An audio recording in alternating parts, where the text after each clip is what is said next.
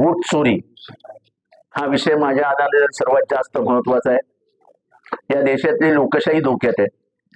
या देशातल्या संविधाने पायदळीत उडवले गेलंय। निवडणूक आयुक्त कसा नेमावा हे जे सर्वोच्च न्यायालयाने ठरवलं होतं, अत्यंत हुशारीने सत्ताधारी पक्षाने तो निर्णय मानला नाही। ते लोकसभेत घेऊन गेले आणि लोकसभेमध्ये जी सदस्य समिती जी सर्वोच्च न्यायालयाने नेमली होती, ज्याच्यामध्ये स्वतः सर्वोच्च न्यायालयाचे सरन्यायाधीश, विरोधी पक्षनेते आणि पंतप्रधान असे सदस्य होते, ते रद्द करून त्याच्यामध्ये सर्वोच्च न्यायाधीश, सर्वोच्च न्यायालयाचे त्यांना बाहेर काढलं आणि स्वतःचा एक मंत्री त्याच्यात घातला।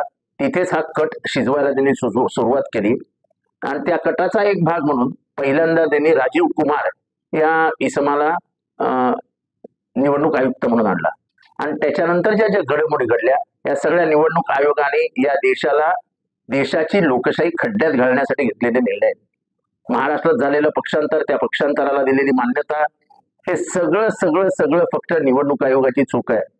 निवडणुकीमध्ये झालेली चोरी, 4-4, 5-5 वेळा लोकांनी केलेलं मतदान, एक माणूस लखनौ मध्ये मतदान करतो, तोच माणूस येऊन बँगलोर मध्ये मतदान करतो, तोच माणूस येऊन महाराष्ट्रात मतदान करतो, या सगळ्या चोऱ्या ह्याला निवडणूक आयोगाचा आशीर्वाद होता आणि त्यामुळे निवडणूक आयोग हे कॉम्प्रोमाइज झालेलं आहे।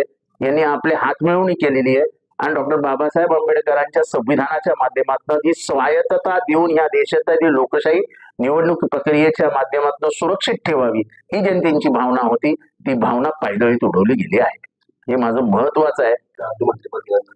जसं म्हणायचे की माझ्याकडे घरच नाही मुंबईत राहायला, त्यामुळे मी सरकारी भवनात शोधले जाते, पण आता असं समोर त्यांनी शपथपत्र निवडणूक दिलं, त्यांच्या आलिशान घर आहे गोरेगावच्या बीच वरती। हे मला असं असताना ते कुठे राहायचे, कुठे राहतात, काय मला याच्याबद्दल काही कल्पना नाही आणि हे घर हा काही विषय राजकीय चर्चेचा होऊ शकत नाही।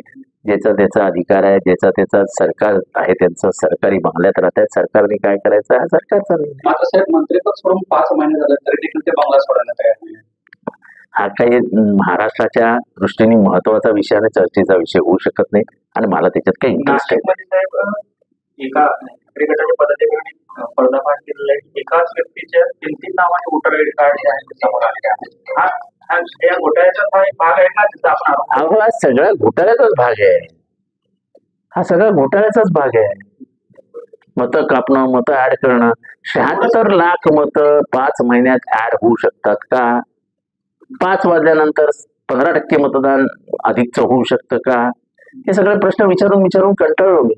देवेंद्र फडणवीस असं सांगतायत की बाबा यापूर्वी देखील ज्या इलेक्शन झाले म्हणजे काँग्रेसच्या कालावधीमध्ये त्यावेळी देखील उलट 5% वाढ झाली होती, आमच्या कालावधीमध्ये 4% वाढ झाली आहे। त्यांचा असा दावा आहे की 18 वर्षाच्या पुढचे जे मतदार आहे किंवा त्या बाउंड्रीवरती असतात, तर ते मतदार 6 महिन्यामध्ये मतदानासाठी योग्य होतात आणि आम्ही शेवटच्या दिवसापर्यंत मतदार नोंदणी जी आहे ती सुरू ठेवली, त्यामुळे हे मतदार वाढलेलं आहे किंवा असं त्यांचं 76 लाख मतं लोकसभेच्या आधी 5 वर्षामध्ये काही हजारोनी मतं ऍड होतात आणि शेवटच्या 4 महिन्यामध्ये 76 लाख मतं ऍड होतात। हा योगायोग नाही।